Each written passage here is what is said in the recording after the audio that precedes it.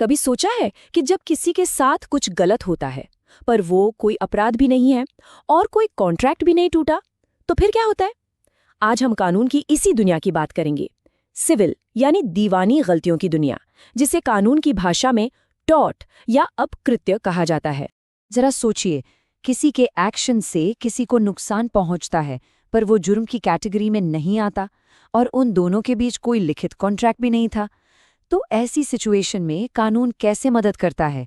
बस यही वो सवाल है जहां से लॉ ऑफ टॉर्ट्स की कहानी शुरू होती है। तो इस सवाल का जवाब छिपा है कानून की एक बहुत ही अहम शाखा में, जिसे कहते हैं टॉर्ट। ये उन सभी सिचुएशन से डील करता है जहां एक इंसान के काम से दूसरे को नुकसान तो होता है, लेकिन वो मामला ना तो क्रिमिनल लॉ में आता है और ना ही कॉन्ट्रैक्ट लॉ में।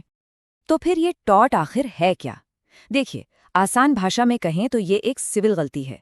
ये कॉन्ट्रैक्ट तोड़ने से अलग है। और सबसे खास बात, इसका जो उपाय है वो है अनडिटरमाइंड लॉस या अनलिक्विडेटेड डैमेजेस। इसका मतलब ये कि हर्जाने की रकम पहले से तय नहीं होती, बल्कि अदालत पूरे मामले को देखकर तय करती है कि कितना मुआवजा मिलना चाहिए। तो टॉर्ट को समझने के लिए बस ये 3 बातें याद रखनी है। पहली बात, ये एक सिविल मामला है, क्रिमिनल नहीं। दूसरी बात, इसका लेना देना किसी कॉन्ट्रैक्ट से नहीं है। और तीसरी और सबसे अहम बात, इसमें मुआवजा अदालत तय करती है, कोई पहले से फिक्स की हुई रकम नहीं होती। चलिए, अब टॉर्ट कानून के एक बहुत ही दिलचस्प पहलू को देखते हैं। क्या हर तरह का नुकसान कानूनी तौर पर गलत होता है? मतलब क्या हर बार जब किसी को पैसों का नुकसान हो तो वो केस कर सकता है? इसका जवाब शायद थोड़ा चौंकाने वाला हो सकता है। इस पूरी बात को समझने के लिए कानून में 2 बहुत पुराने लैटिन सिद्धांत हैं। पहला है इंजूरिया साइन डैमनो, मतलब कानूनी अधिकार का उल्लंघन भले ही कोई असल नुकसान ना हुआ हो।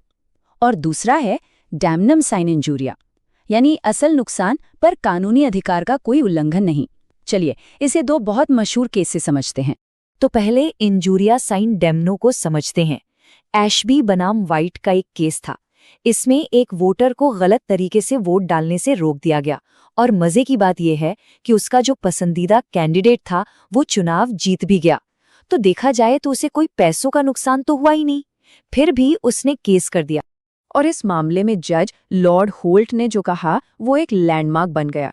उन्होंने कहा कि जब किसी को उसके कानूनी अधिकार को इस्तेमाल करने से रोका जाता है तो ये अपने आप में एक नुकसान है, भले ही उसे एक पैसे की भी हानि न हुई हो। अदालत ने माना कि वोट देने का अधिकार एक कानूनी अधिकार है और उसका उल्लंघन ही केस करने के लिए काफी था। अब सिक्के का दूसरा पहलू देखते हैं, यानी damnum sine injuria. Gloucester grammar school का एक केस है। हुआ ये कि एक पुराने स्कूल के पास ही एक टीचर ने अपना नया स्कूल खोल लिया। अब इस कंपटीशन की वजह से पहले स्कूल को अपनी फीस घटानी पड़ी और उसे अच्छा खासा पैसों का नुकसान हुआ। अदालत ने फैसला सुनाया कि भले ही पहले स्कूल को असल में नुकसान हुआ था, लेकिन उनके किसी भी कानूनी अधिकार का उल्लंघन नहीं हुआ था। दूसरे टीचर को स्कूल खोलने और कंपटीशन करने का कानूनी हक था। तो यहाँ पर सबक क्या है? टॉर्ट लॉ में सबसे जरूरी बात यह है कि असली सवाल नुकसान का नहीं, बल्कि कानूनी अधिकार के उल्लंघन का है। अब टॉर्ट को और साफ साफ समझने के लिए चलिए देखते हैं कि ये अपराध या कॉन्ट्रैक्ट तोड़ने से कैसे अलग है तो ये तीनों ही कानूनी गलतियां, लेकिन इनमें जमीन आसमान का फर्क है। तो देखिए, टॉर्ट एक प्राइवेट गलती है, मतलब एक इंसान दूसरे के खिलाफ केस करता है। वहीं अपराध एक पब्लिक गलती है, मतलब समाज के खिलाफ, और इसीलिए सरकार यानी स्टेट केस चलाती है। उपाय भी अलग हैं। टॉर्ट में मुआवजा मिलता है, अपराध में सजा।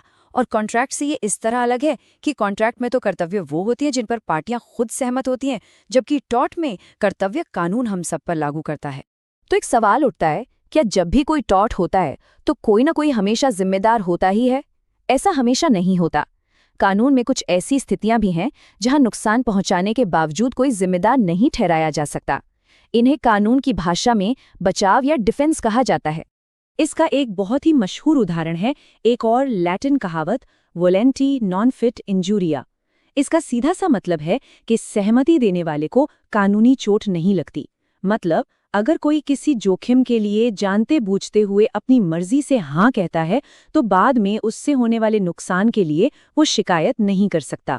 चलिए, इसको एक बहुत ही आसान उदाहरण से समझते हैं। अगर कोई किसी को अपने घर दावत पर बुलाता है, तो वो बाद में उस मेहमान पर घर में बिना इजाजत घुसने यानी ट्रेसपैस का केस नहीं कर सकता। क्यों?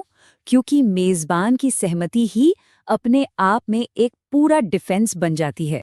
तो अब तक हमने ये तो समझ लिया कि टॉर्ट क्या है, लेकिन ये असल में इतना जरूरी क्यों है? आखिर हमारे समाज में टॉर्ट कानून की भूमिका क्या है? देखिए, टॉर्ट कानून सिर्फ केस करने का एक तरीका नहीं है, ये हमारे समाज के एक साथ रहने के तरीके का एक बुनियादी हिस्सा है। ये हमारे निजी अधिकारों की रक्षा करता है, जैसे हमारे शरीर की, हमारी इज्जत की और हमारी संपत्ति की सुरक्षा का अधिकार। और ये पक्का करता है कि जब भी इन अधिकारों को कोई तोड़े तो एक उपाय जरूर मौजूद हो। एक तरह से ये हम सभी को एक दूसरे के प्रति ज्यादा जिम्मेदार बनाता है। और अब आखिर में एक सवाल। टॉर्ट के जो सिद्धांत है वो सदियों पुराने मामलों से बने हैं, लेकिन आज की दुनिया तो एक डिजिटल दुनिया है। ऑनलाइन मानहानि, एआई से होने वाली गलतियां, डेटा प्राइवेसी का उल्लंघन, ये सब नई चुनौतियां हैं। तो सोचने वाली बात यह है कि ये सदियों पुराना कानून इन नई और मुश्किल परिस्थितियों में एक दूसरे के प्रति हमारे कर्तव्यों को कैसे तय करेगा?